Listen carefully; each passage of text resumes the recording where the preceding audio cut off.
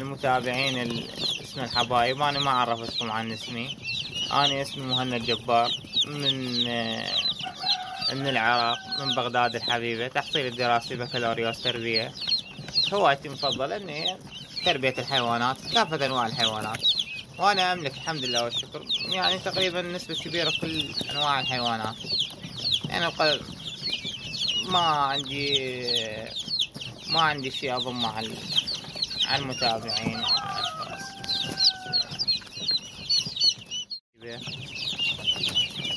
هوايتي المفضلة إن تربية الحيوانات، أتعلق جدا بالحيوانات. محميتي متواضعة، عبارة عن مفاقس تقريبا ساعة 3000،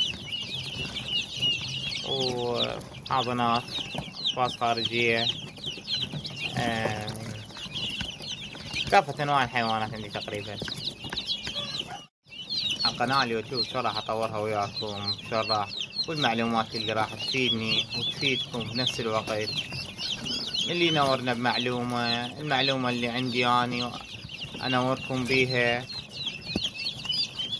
قناة ما تصعد بسهولة، وقسم من الناس راح أكيد راح تنتقدني، راح تنتقد محتواي. قسم من الناس راح يعجبها محتواي وتساعدني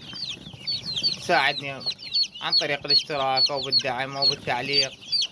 فاني ما أعتب على الناس اللي راح تحكي أو تنتقد محتواي. محتوى دواجن، كيفية تربية الدواجن. أنا صاحب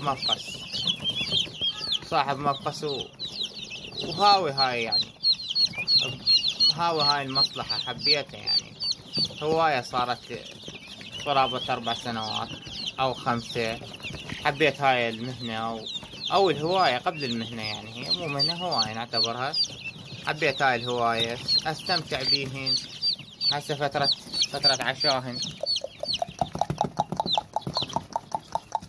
هاي الوجبة الصغار طلعت عندي، أبطش بين سيفس، أبوش، عرب، شمسي، أشكال حلوة، أشكال مميزة، بالوني. اللي يحتاج معلومة، اللي يحتاج شي، ما قصر وياه إن شاء الله. يعني إحنا هدفي يعني إنه أفيد المتابعين، أفيد الجناية، أصدقائي، أفيد اللي ما يعرف البداية هاوي التربية وما عنده معلومات عن التربية. متابعين أهم شي شلون نصعد أنا وياكم القناة، يعني شوية اشتراكات ماكو. أنا بدايتي يعني أريد شوية تساعدوني، يعني أنا هم أخوكم، ما أقصر وياكم، يعني أخوكم من العراق يعني.